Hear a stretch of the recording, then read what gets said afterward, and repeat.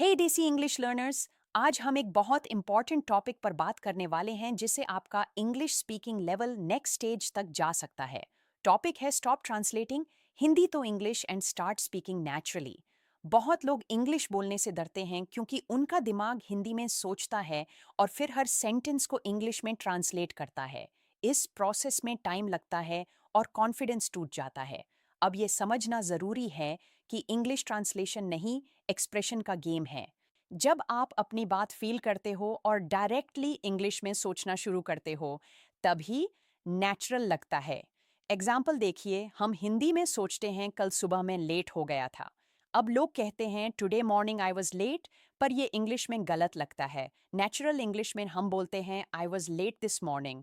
देखा, same meaning but natural flow.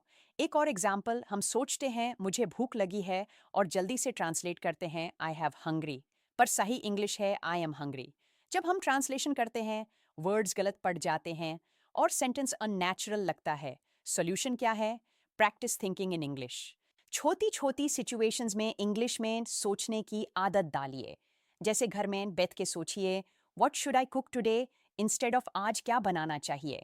या जब आप किसी से मिलते हैं तो सोचिए, how have you been, instead of कैसे हो। पहले थोड़ा अजीब लगेगा, पर धीरे धीरे दिमाग इंग्लिश में सोचने लगेगा।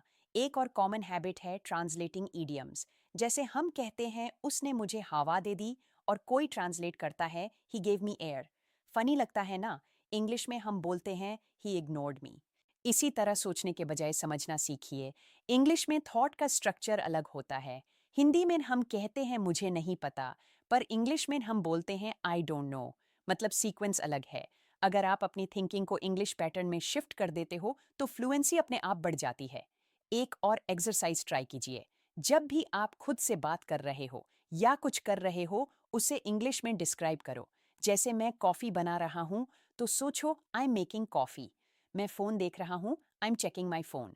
ये छोटी प्रैक्टिस आपके दिमाग को इंग्लिश एनवायरनमेंट में ले जाएगी। अब आप सोच रहे होंगे कि अगर मुझे कोई वर्ड या सेंटेंस नहीं आता तो क्या करूं। सिंपल ट्रिक है, कॉम्प्लिकेटेड वर्ड मत सोचो, ईजी ऑल्टरनेटिव यूज करो। जैसे मुझे रिकमेंड करना है पर वर्ड याद नहीं आ रहा, तो बोलो I think you should try this.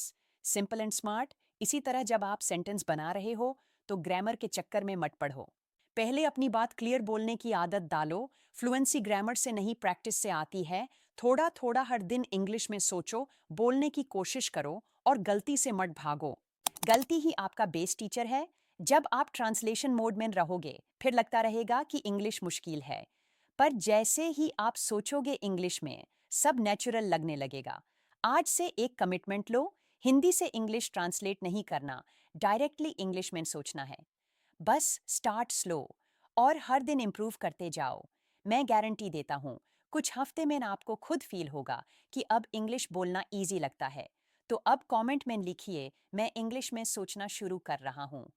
और अगर आपको ये वीडियो पसंद आई हो तो लाइक करो, शेयर करो और सब्सक्राइब करो देसी इंग्लिश मास्टरी को for more practical English learning tips. See you in the next video.